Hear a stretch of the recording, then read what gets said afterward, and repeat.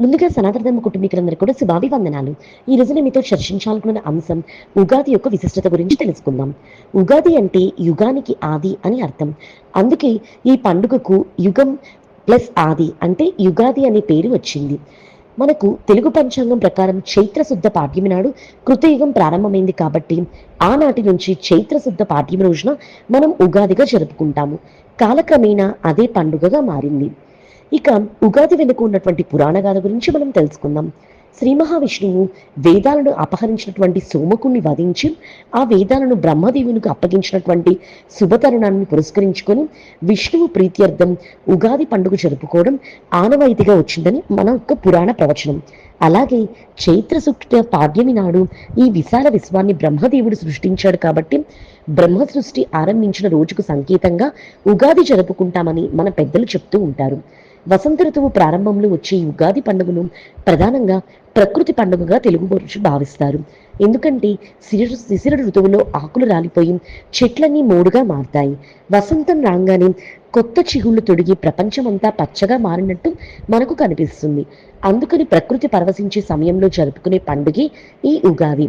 ఉగాది పండుగ రోజున వేకువని నిద్ర లేచి అభ్యంగన స్నానం చేసి నూతన వస్త్రాలు ధరించాలి.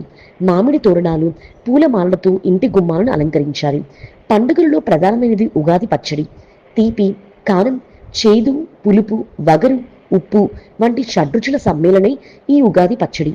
ఇందులో తీపి కోసం బెల్లం, వగరు కోసం అప్పుడే వస్తున్న లేత మామిడి పిందెలు, పులుపు కోసం చింతపండు, రుచి కోసం ఉప్పు, చేదు కోసం లేత వేప పువ్వులు, కారం కోసం పచ్చిమిరపకాయలు వేసి ఈ ఉగాది పచ్చడిని తయారు చేస్తారు.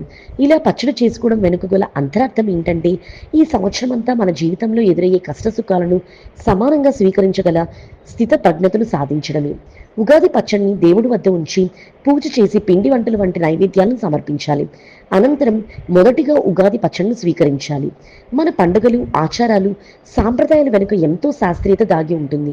ఆరోగ్యపరంగా చూసుకుంటే వసంత ఋతువు ప్రారంభంలో వచ్చే కొన్ని రకాల వ్యాధులకు విరుగుడు వేప పువ్వుతో చేసినటువంటి ఉగాది పచ్చడి. మామిడి చెట్టుకు కొత్తగా వస్తున్నటువంటి మామిడి చిరుగులు తిని కమ్మగా గానం చేసే కోయిల గానం విని వసంత ఋతువుని ఆరంభాన్ని తెలుపుతుంది.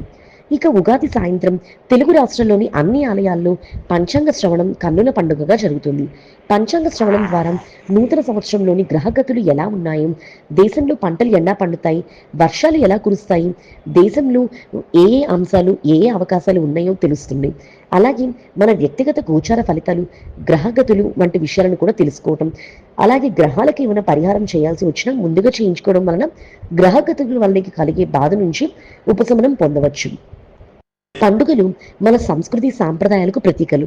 అంతేకాదు పండుగ 10 గండాలను పోగొడుతుందని పెద్దలు చెప్తారు. మనం మనకు ఉన్నంతలో ప్రతి పండుగను సాంప్రదాయబద్ధంగా జరుపుకోవడం ద్వారా మన పిల్లలకు ఏ పండుగ ఎలా జరుపుకుంటారో తెలుస్తుంది. తద్వారా మన భావితరాలకు మన సంస్కృతి సాంప్రదాయాలను భద్రంగా అందించిన వాళ్ళం అవుతాం.